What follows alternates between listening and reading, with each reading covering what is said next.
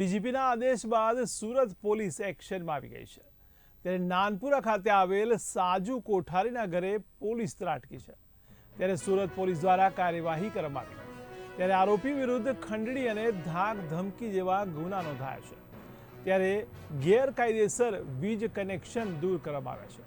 ત્યારે મોટી સંખ્યામાં પોલીસની ટીમ પણ હાજર રહી હતી। તો મહત્વના સમાચાર કહી શકાય સુરતથી। ત્યારે સુરતમાં હવે ડીજીપીના આદેશ બાદ પોલીસ પણ એક્શન મોડમાં દેખાઈ રહી છે। ત્યારે નાનપુરા ખાતે આવેલ સાજુ કોઠારીના ઘરે પોલીસ ત્રાટકી હતી। ત્યારે સુરત પોલીસ દ્વારા કાર્યવાહી કરવામાં આવી છે। ત્યારે આરોપી વિરુદ્ધ ખંડણી તેમજ ધાક ધમકી જેવા અનેક ગુનાઓ નોંધાયેલા છે। ત્યારે ગેરકાયદેસર વીજ કનેક્શનને દૂર કરવામાં આવ્યા છે।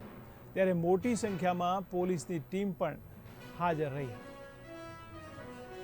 8वां पुलिस स्टेशन की हद में जबरू गले में यहाँ पे हम लोग कार्यवाही कर रहे हैं, जिसमें जो पुराने आरोपी हैं, गुच्छी टोक का एक आरोपी यहाँ पे रहता है, उसका घर है, उसकी तोड़फोड़ जो उसने अतिक्रमण कर रखा है वो एसएमसी के अधिकारियों के साथ उसकी तोड़फोड़ कर रहे हैं।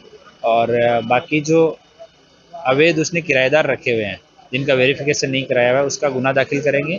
और इस तरह के जितने भी आपराधिक तत्व हैं जिन्होंने इस तरह से प्रॉपर्टी बना रखी है, उसमें किराएदार छोड़ रखे हैं, जहाँ से रेवेन्यू आ रहा है उनके पास में, वो सब पे हम लोग कार्यवाही कर रहे हैं। और अभी ये जितना अतिक्रमण है उसको तोड़ा जाएगा।